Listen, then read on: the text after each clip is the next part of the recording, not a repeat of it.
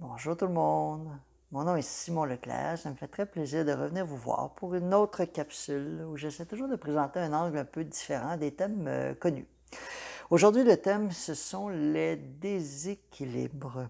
Les déséquilibres, qu'est-ce qu'ils veulent dire? D'abord, on pourrait dire que le déséquilibre, un des synonymes pourrait être le décentrement. En tout cas, sous l'angle que j'aimerais vous l'apporter aujourd'hui, on pourrait imaginer que on peut être complètement centré sur soi, dans sa force de vie, dans son pouvoir, on pourrait dire dans sa verticalité, ou on peut être décentré, être complètement à la merci de l'environnement. Vous savez que sur Terre, lorsqu'on est décentré, ça va assez rapidement qu'il y a une succession de décentrements. En d'autres termes, si on n'est pas dans son pouvoir, il y a beaucoup d'occasions de perdre son pouvoir sur Terre.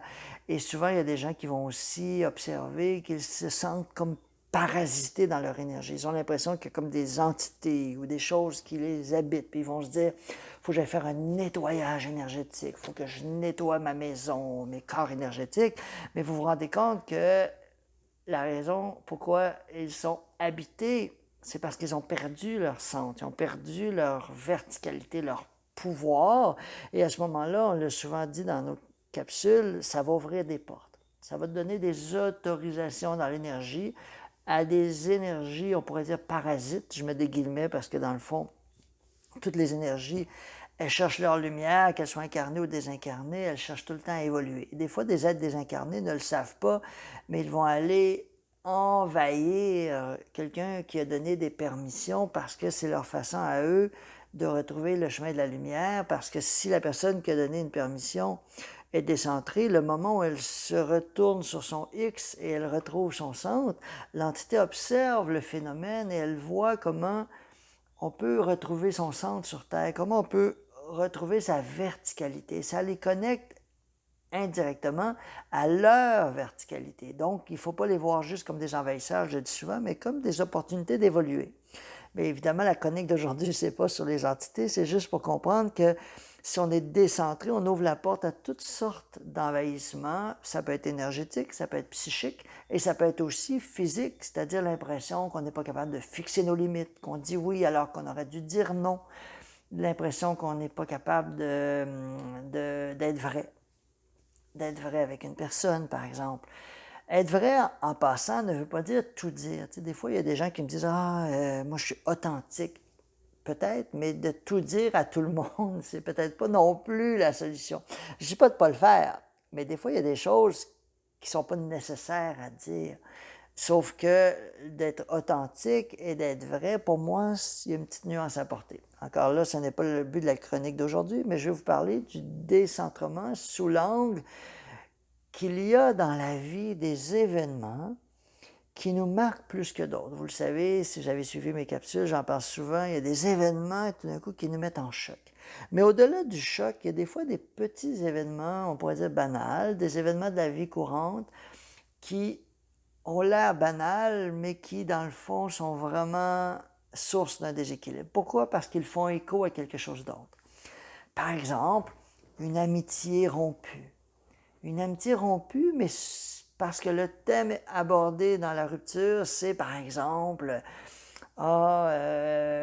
t'es trop centré sur toi. Ou faut toujours que on fasse tes quatre volontés, ou bien t'as pas d'écoute.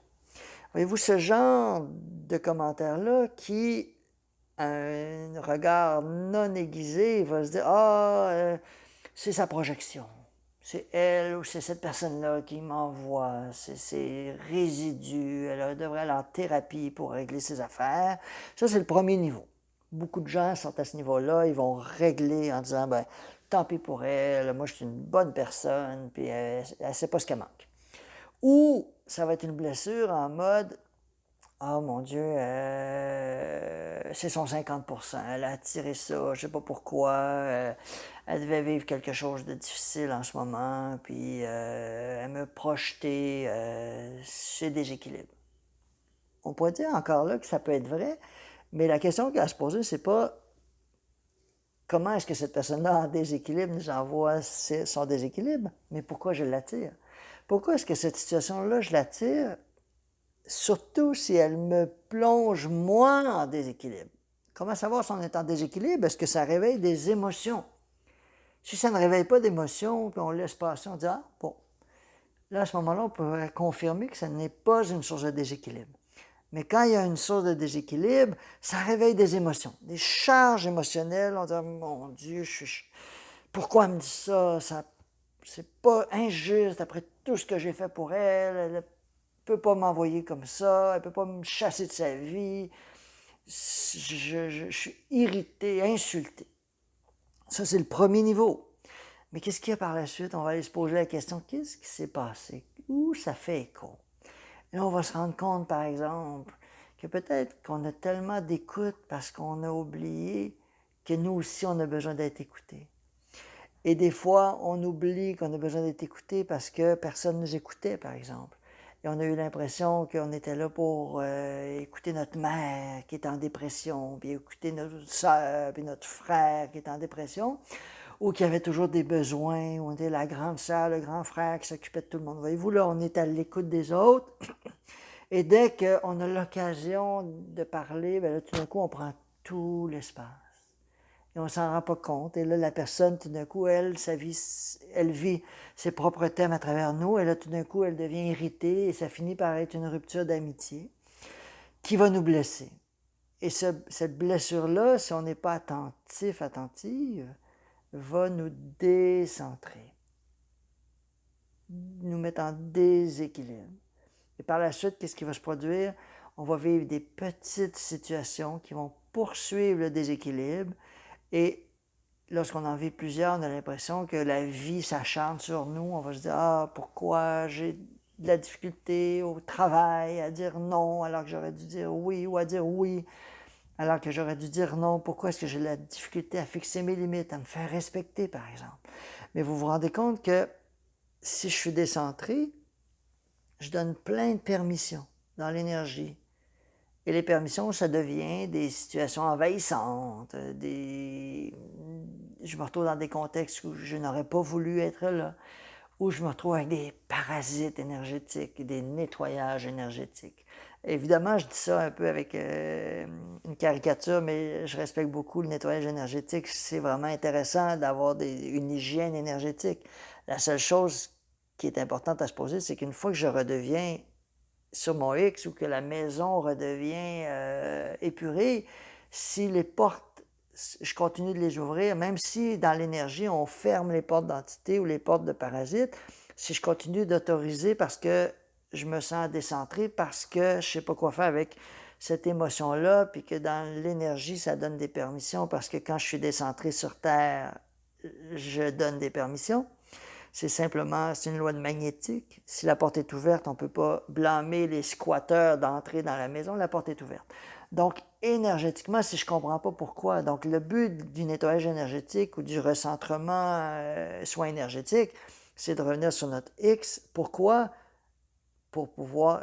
je sais qu'en Europe, le terme sur le X, ça veut simplement dire revenir dans son pouvoir.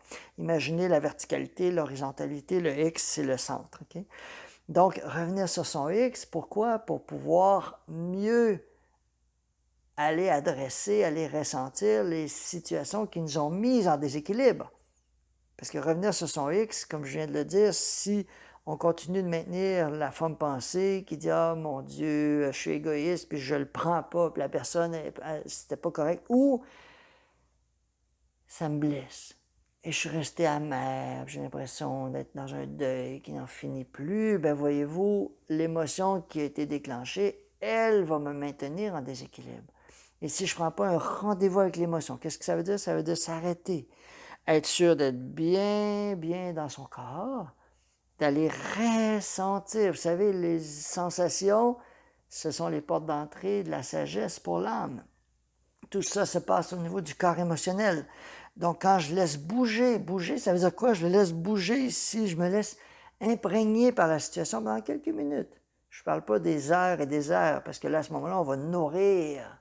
C'est un peu comme une béquille. On a besoin d'une béquille le temps de guérir, mais après ça, si on maintient la béquille, on va nourrir le problème. Donc, on pourrait dire que aller au niveau des émotions, c'est temporairement de prendre la béquille de s'imprégner de la situation, de se dire, OK, là, je laisse bouger, je suis égoïste, je laisse bouger, personne ne s'occupe de moi parce que j'avais pas d'attention, puis je suis toujours centré sur les autres. Voyez-vous, où j'étais toujours centré sur les autres, je devais m'occuper de tout le monde. Voyez-vous, tout ça, ce sont des charges émotionnelles. Et lorsque je les laisse bouger à l'intérieur de moi, je me rends compte que la stratégie que j'ai développée pour les gérer, c'est-à-dire devenir quelqu'un à l'écoute, n'était pas basée sur une pulsion profonde, mais bien sur une réaction. La réaction, c'est quoi? C'est je vais être à l'écoute. Pourquoi? Parce que j'ai tellement manqué d'écoute que je comprends l'importance d'être à l'écoute. Donc, je devrais structurer ma vie sociale autour d'être à l'écoute. Et dès que j'ai une petite faille, tout d'un coup, je m'en rends pas compte et je prends beaucoup d'attention. Et ça vient irriter d'autres personnes autour qui, eux, elles, vivent le même thème. Et là, c'est ainsi qu'on va faire une espèce de ricochet et ça va nous revenir. Si ça nous revient, que ça éveille des réactions, c'est une invitation à se recentrer. Qu'est-ce que ça veut dire? Donc, on vient de dire d'aller chercher au niveau du corps émotionnel les sensations, les émotions, les laisser bouger. Souvent, il y a une forme pensée qui vient avec. Par exemple, c'est normal que si je m'occupe pas des gens, puis si je suis pas attentionné, personne ne va s'intéresser à moi. Et je vais aussi développer des stratégies. Voyez-vous, une des stratégies, c'est d'être toujours intéressant, par exemple. Je dois m'assurer d'être intéressant parce que dès que je suis en relation avec des gens, il faut toujours que j'ai quelque chose d'intéressant à dire. Et là, les gens vont se mettre à meubler des conversations, ou être toujours agités au niveau du mental pour essayer de trouver quelle phrase dire. Et qu'est-ce que ça va faire en bout de ligne? Ça va donner des relations humaines épuisantes. La personne va se retirer dans sa grotte parce qu'elle se dit c'est le seul moment où je n'ai pas à gérer le fait d'être intéressante. Et à ce moment-là, on va se rendre compte que ce ne sont pas encore une fois des relations humaines basées sur la spontanéité, mais bien sur une stratégie, devenir intéressant. D'autres personnes vont parler fort, vont rire fort pour sentir qu'elles existent et qu'on les voit. Pourquoi? Pour compenser l'impression d'être invisible, de ne pas être important. Voyez-vous, ça aussi, c'est une autre stratégie pour gérer des blessures d'invisibilité ou l'impression que nous, on n'est pas important, qu'on est toujours vers les autres. Tout d'un coup, on se donne de l'existence. Il y a des gens qui vont se refermer socialement, tout simplement, qui ne voudront pas voir les autres, mais c'est la même blessure, vous comprendrez. Souvent, c'est qu'il y a des gens qui ont plus de facilité à être drôles, par exemple. Donc, ils vont développer cette stratégie-là, mais ils vont se rendre compte qu'ils sont aussi épuisés socialement parce qu'il faut toujours être drôle. Et quand on n'est pas drôle, bien, ça devient dramatique. Comme si on passait d'être drôle à être déprimé, voyez-vous. Donc, ça aussi, ce sont des stratégies. Je ne dis pas qu'il ne faut pas être drôle, qu'il ne faut pas être attentionné, mais vous comprenez que si notre façon d'entrer en relation avec les gens, c'est d'être très, très attentionné, drôle, rire fort, prendre la place, être intéressant, avoir toujours quelque chose à dire, une opinion, c'est souvent parce qu'on a l'impression que si on n'est pas cela, on n'existera pas. On n'aura pas le droit d'être. Et cette blessure-là, sensation d'être invisible, de ne pas être important, de ne pas avoir d'importance, va être la blessure profonde. Et lorsqu'une amie ou un ami va nous dire qu'on prend toute la place, on va avoir l'impression que cette personne-là nous a projeté ses ordures et ses déséquilibres sur nous sans prendre le temps de recentrer. À quoi ça a fait écho? D'aller ressentir ce que ça a fait écho. Et si on n'a pas pris le temps de le ressentir, on va être en déséquilibre et à ce moment-là, il va y avoir des permissions énergétiques.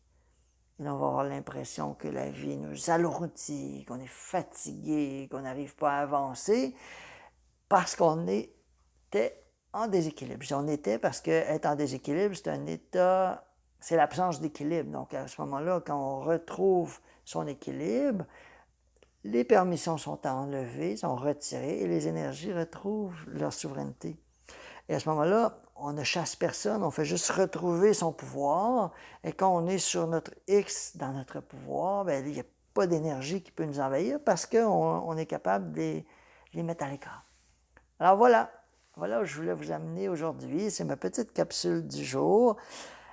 Si vous avez envie de venir me voir pour les soins individuels, ça me fait toujours plaisir. J'utilise cet outil-là, la merveilleuse antenne de l'échelle, qui est le prolongement de mon intuition. Ça me permet d'aller à des niveaux de détails que je n'arriverais pas avec mon intuition seule. Donc, c'est une belle combinaison. J'utilise à la fois l'antenne, mon intuition, mes connaissances spirituelles, puis aussi mon ressenti pour amener les gens à retourner à la source. Des fois, c'est la source dans cette vie-ci. Souvent, c'est dans une autre vie, mais comme je le dis toujours, les vies passées, ce sont des miroirs grossissants. Ils ne sont pas nécessaires, mais ça aide. Si vous avez envie de venir vivre une expérience spirituelle, venez vivre mon atelier Redevenir souverain, qui est le prolongement, en fait, je dis le prolongement. C'est pas le tome 2 du livre, c'est vraiment un atelier pour faire vivre aux gens l'expérience de leur essence. L'essence spirituelle en voyage sur Terre. Donc, ce sont des beaux concepts jusqu'à ce que ça devienne une expérience. Bien sûr, on peut la vivre sous différents angles, mais moi, l'angle de l'atelier, c'est vraiment pour faire vivre cette sensation-là du pouvoir de qui on est dans notre essence. Et c'est de ce pouvoir-là, d'abord, qu'on est tous en quête et qu'on amène ce pouvoir-là pour accompagner l'être humain qu'on est. Le but, c'est pas juste d'aller se projeter dans un ailleurs meilleur, mais d'utiliser ce ailleurs meilleur-là pour mieux accompagner l'être humain que nous sommes. Alors voilà, si vous avez envie de venir le prochain, je crois que c'est au début novembre, vous regarderez sur mon site. Et si vous écoutez la capsule, peu importe quand, bien, ça me fait très plaisir de partager ces moments-là. Allez sur mon infolettre, vous pouvez la retrouver sur mon site Internet pour vous inscrire afin que je puisse vous les envoyer au fur et à mesure que je les enregistre. Alors, je vous souhaite une très belle journée et au plaisir.